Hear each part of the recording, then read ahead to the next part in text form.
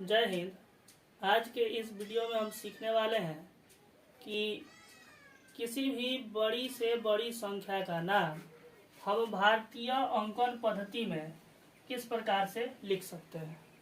उसके लिए सबसे पहले ये जो पद्धति दी गई है इसको हमें ध्यान में रख करके ठीक से याद करना होगा। जो है इकाई, दहाई, सैकड़ा, हजार, 10,000, लाख, 10 लाख, करोड़, 10 करोड़, अरब, 10 अरब, खरब, 10 खरब, नील, 10 नील, पदम, 10 पदम, शंख, 10 शंख और महाशंख। महाशंख पर भारतीय अंकन पद्धति खत्म हो जाती है। अब इसके सहायता से हम किसी भी बड़ी से बड़ी संख्या का नाम किस प्रकार से लिख सकते हैं, आइए एक दो उदाहरण से देखते हैं।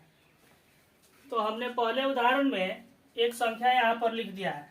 इसको सजाएंगे कैसे, जैसा कि आप जानते हैं कि भारतीय अंकन पद्धति में पहला कोमा तीसरे अंक पर, दाएं से तीसरे अंक पर, उसके बाद दो दो अंक छोड़ करके इस टाइप से रहता है। तो भारतीय अंकन पद्धति में हमने इसको सजा लिया है। अब दहला करके इसका नाम भी लिख दिया है, जैसे आपको हम समझा देते हैं। इकाई, दहाई, सैकड़ा, हजार, 10,000, लाख, 10 लाख, करोड़, 10 करोड़। 10 करोड़ के स्थान पर आया 79, इसलिए हमने यहाँ लिख दिया 79 करोड़। 10 लाख के स्थान पर आया 57, इसलिए 57 लाख। और 10,000 के स्थान पर आया 25, इसलिए 25,000। और सैकड़े के स्थान पर 1 तो 100, और अंत में इकाई के स्थान पर 8। इस तरह से हम किसी भी बड़ी से बड़ी संख्या का सही नाम लिख सकते हैं भारतीय अंकन पद्धति में। उसके बाद एक और उदाहरण देखिए, जैसा कि यहाँ पर संख्या लिख दिया गया है। इस संख्या को सबसे पहले हम भारतीय अंकन पद्धति में सजा लिए।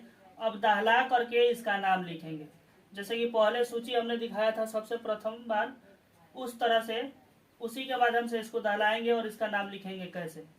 इकाई, दहाई, सैकड़ा, हजार, 10,000, लाख। अब लाख के स्थान पर है 9, इसलिए 9 लाख हो जाएगा। उसके बाद फिर दहलाएंगे, इसके बाद अंक जो है उसके लिए इकाई, दहाई, सैकड़ा, हजार, 10,000। 10,000 के स्थान पर है 40, इसलिए 40,000 हो जाएगा। और इकाई, दहाई, सैकड़े के स्थान पर है 2, तो 200 हो जाएगा। और 5 इकाई के स्थान पर तो 5 हो जाएगा। इस तरह से आप किसी भी बड़ी से बड़ी संख्या को भारतीय अंकन पद्धति में उसका आसानी से नाम लिख सकते हैं। ठीक है, अगले वीडियो में अगले नए टॉपिक के साथ में फिर मिलेंगे।